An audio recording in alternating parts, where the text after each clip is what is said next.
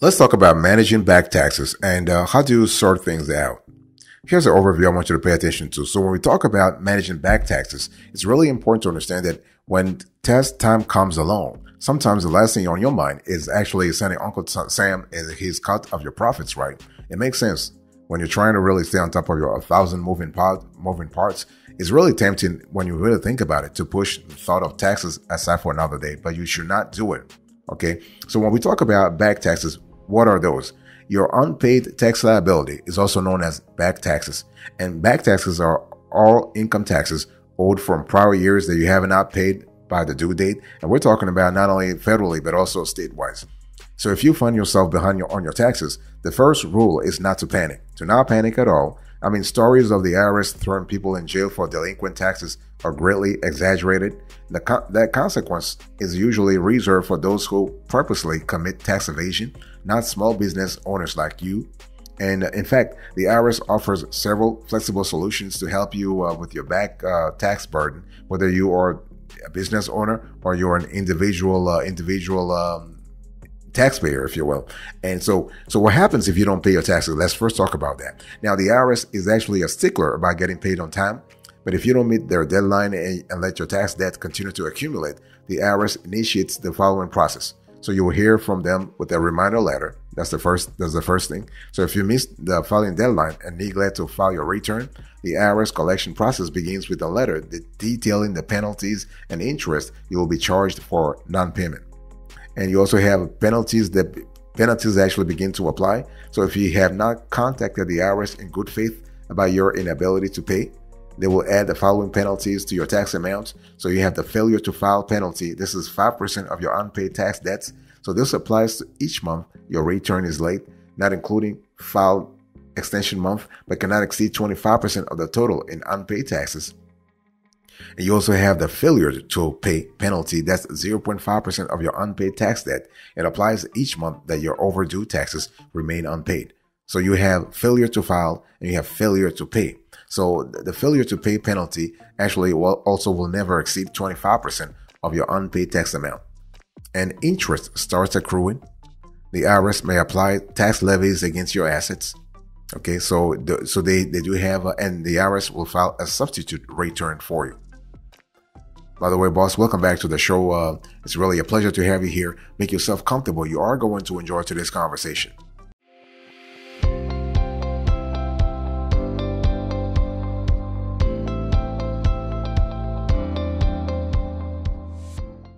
So let me give you a few pro tips here. So there are options for managing your back taxes. Okay. There are several ways you can get back in the IRS's good graces with your tax situation. Here are the payment options available to you for back tax relief. First of all, you can take out a personal or business loan. So depending on the outstanding tax debt amount and loan interest rate, taking out a personal or small business loan can be a feasible option. If you are approved for the loan, you will have the same monthly installment and interest rates for the life of the loan. A loan can cost you considerably less to pay off than the IRS's added application fees, penalties, and accrued interest. That's option number one. Option number two, pay the tax debt with a credit card. This is actually an effective solution as long as you use a card with 0% APR, which many credit companies offer new cardholders. This method enables you to pay off the full amount you owe interest-free. The catch here is that you'll need to pay the amount off before the introductory period expires, or you'll incur high monthly interest charges. You also can ask for a short-term extension. So this is probably the easiest, most straightforward way to buy some time with the IRS. So by completing a simple online payment agreement application, you buy another 120 days to pay your taxes. So there is no fee for this extension, but a penalty of 0.5% per month on the unpaid balance will still apply. So while there's also an interest charge plus 3%, this option allows you to avoid the payment plan application fee. You can also agree to an installment plan. So the IRS basically offers two types of installment plans to help you pay off your taxes. So you have the short-term payment plan, and then you have the long-term payment plan. So the short-term payment plan is for 120 days with a maximum of $100,000 in combined taxes, penalties, and interest. If needed, this plan can be extended to 180 days. Payments can be made through automatic withdrawals from your checking or savings accounts. You can also pay by check, money order, or debit credit card. The long-term payment plan is for 120 days and a maximum of $50,000 in combined taxes, penalties, and interest. Okay, and if paid with automatic withdrawals, there is a $31 online application fee. Otherwise, the application fee is $107 to apply by phone, mail, or in person. If you use another form of payments, the plan is $149 to apply online and $225 to apply in person. Note that installment plans with back taxes totaling $25,000 or more must be paid through monthly automatic bank withdrawals. Okay. And the installment plan doesn't get you off the hook for filing though. The IRS requires you to keep current on all future filings to maintain the agreement. Additionally, all self-employment estimated taxes and other taxes must be continually paid on time. By the way, boss, I want to quickly remind you of today's topic. We are having a conversation about managing and filing back taxes.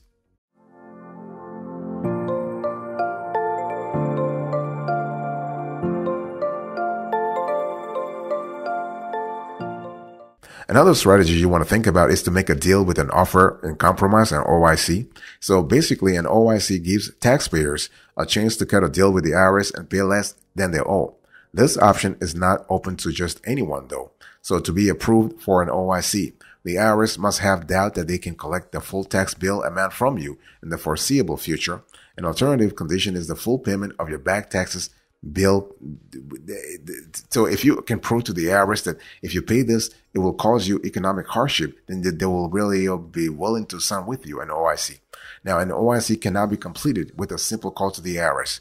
It is a formal process that requires you to complete IRS Form 656 with a $205 application fee, $205 application fee. On top of that, the IRS requires a Form 433 collection information statement, which basically details your current financial situation, extensive documentation, including bank records, vehicle registration, and other items that prove your inability to pay your full back tax amount is also required. And so sometimes the best way to get the IRS's attention is to enclose a letter describing your dire situation with the collection information statement. If illness is a factor in your cause, attaching a doctor's statement can also help. So it's all about actually showing the authorities why you can't pay your taxes. Okay. Now the IRS must give you a written explanation if the offer is not accepted. Usually it is because the offer was too low. If so, the IRS will state an acceptable amount for the OIC. Okay. So that's one option. Number 6, you can request a currently not collectible status. So you can request a CNC status to be placed on your account if you are unable to pay your back taxes and living expenses. As in the OIC arrangement, the IRS may request that you complete the collection information statement and prove your financial status. Unlike the OIC, this is a temporary status. The IRS may do an annual review of your financial status to see if your situation has improved enough to collect the tax debt. You can work with a qualified tax resolution specialist. So if you find the idea of dealing with the IRS on your own a bit too overwhelming, you can recruit a qualified tax resolution specialist to assist you. When searching for this assistance, though, be actually wary of tax resolution firms that may employ unlicensed or inexperienced personnel that promise you the results you want to hear. On top of that, they may charge you thousands of dollars just to investigate your case. So instead, your best bet is to consult with a tax professional who's authorized to represent clients before the IRS. They can answer questions about your back tax situation and explain the process before requesting a fee. So an enrolled agent, for instance, is a tax practitioner who either has passed an exam that covers all aspects of tax representation and business tax laws, or has worked for the IRS for 5 or more years. So it's one of those things where you want to cover yourself.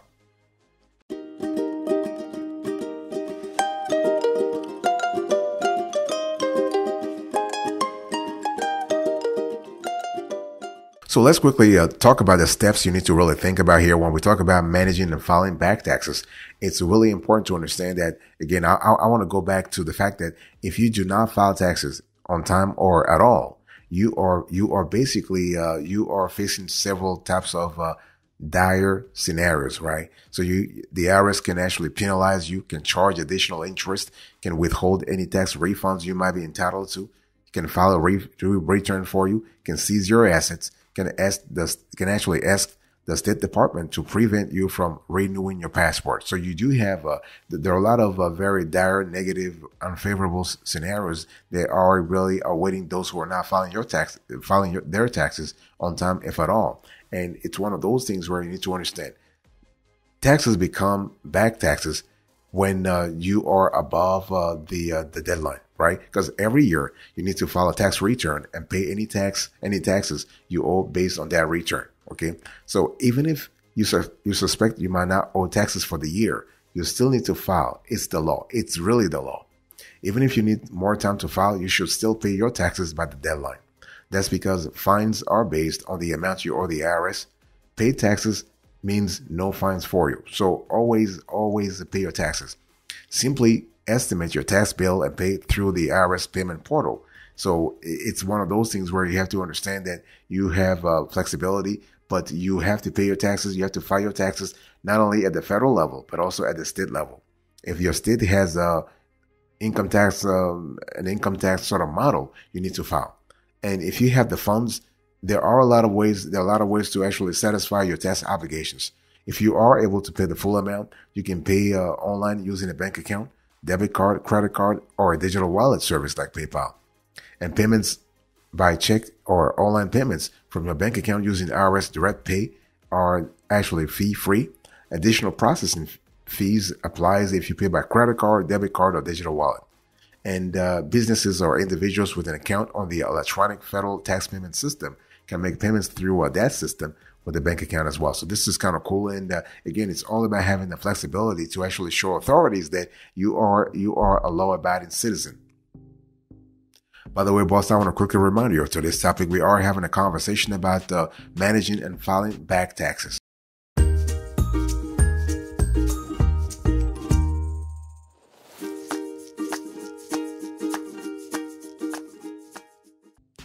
Now, you always have the possibility to say, you know what, I don't have the money to pay right now. And it's one of those things where you want to start the negotiation process with the IRS. Okay. It's important to understand that, you know, if you, as I told you before, you have a short-term payment plan, you have a long-term payment plan. Now, the question is, which one should you go for? Well, it all depends on your situation. It depends on your financial situation. If you have a business, if you have a family, if you live alone, whatever you have. So your situation, but also your future, you know, the future situation. In other words, your current situation, but also the impact of a paying you're due to the IRS, that impact on your future situation. So that's why you have to really you have to detail whatever causes, whatever circumstances, whatever excruciating circumstances that the tax payment will have on your situation. Now, so when we talk about the situation, you need to understand. You have to look at the pros and cons. You have to look at the pain of acting versus the pain of non-acting. Because if you don't act, the IRS can actually go all the way to levying your assets. Okay, they can actually place a lien on your assets, which you don't want anyway. So it's one of those things where it's always better to have to actually start a conversation with the IRS, either through an OIC or through other means, or through also an enrolled agent, so you have a clear idea. There is a conversation. Okay, it's one of those things where you do not want to ghost the IRS. You do not want to ghost the state tax authorities in any way, shape, or form. You really want to you want to keep the contact. You want to keep the conversation going, so you are clear about their next move, because you do not want to be surprised by their next move. One thing I also want to say here is that it doesn't matter how much you owe, even if it's $10, even if it's $1 for $1. You always have to make sure that you are abiding by your obligations as a tax-paying citizen, okay? Because that $1 that's today $1 could become $10 tomorrow. Can becomes because once you start adding fees, interest, and penalties and all that kind of stuff, that $1 can go all the way to $10, can become $100, and before you know it, you're paying $1,000 to the IRS, you know, from a $1 as a liability.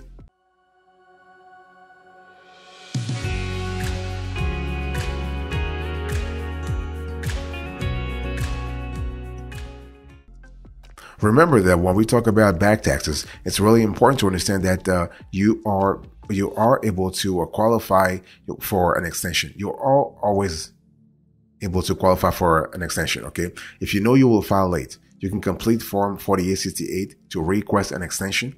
You don't need to give any reason for why you're late. If you complete this form, though, you get an automatic extension until October 15 to file your taxes without the late filing penalty. So remember, the initial extension was April 15th, right? Now, if you file this automatic extension, you have 6 more months. This is really cool.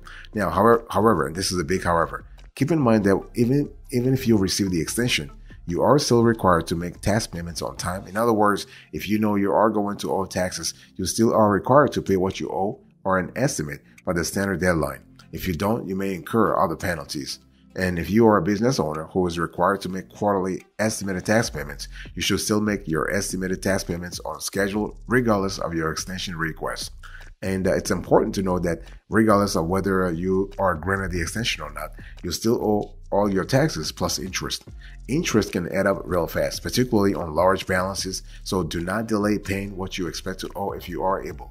And if your tax software doesn't calculate this automatically, the IRS will do the honors and tell you their estimate of how much you owe via an official letter through a regular U.S. mail. And if you didn't request an extension or file your extension request late, you will most likely owe penalties plus interest if you owe taxes. And the IRS charges as much as 10 times more to late filers who don't complete the form for an automatic extension. So again, it's one of those things where you really want to start paying attention to how much you owe and how much you are able to pay. And so there are actually, as I said before, there are penalties for failure to file, but also not filing at all. I mean, failure to file, but filing late also. So you have the late filing, but also you have the not filing failure. So you have actually two types of fees.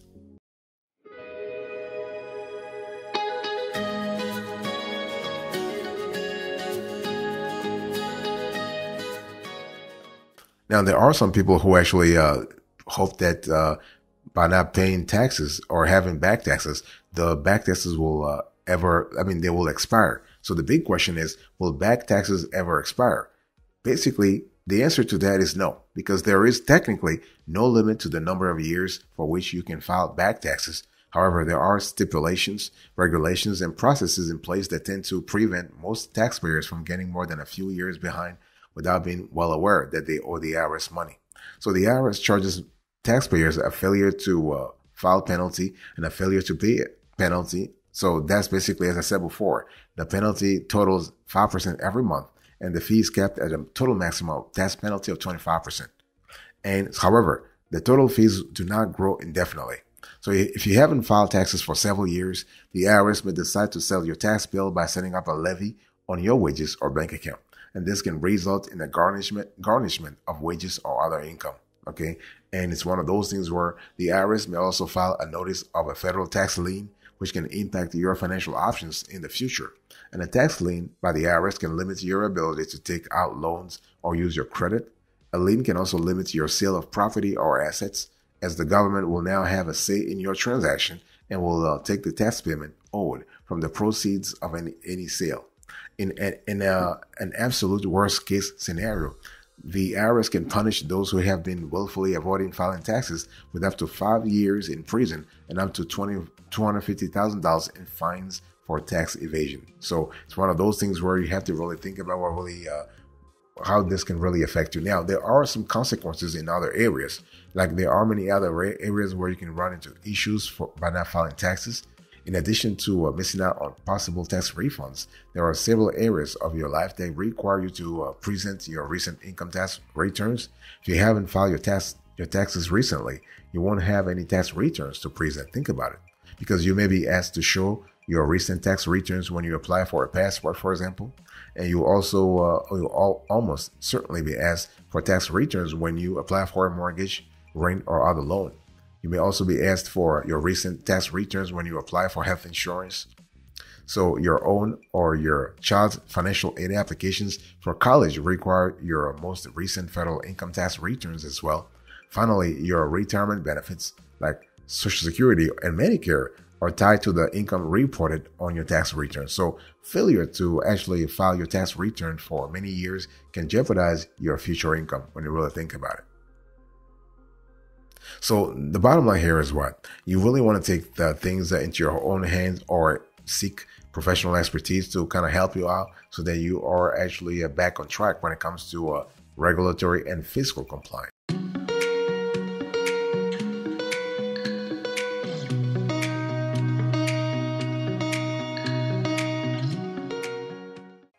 Thank you so much for your attention. I really appreciate it. In today's conversation, I had a quick chat with you about managing and filing back taxes. So I give you the overview, the pro tips, and the steps. Thank you so much. God bless you. I'll speak to you another time. Until then, remember, stay marvelous.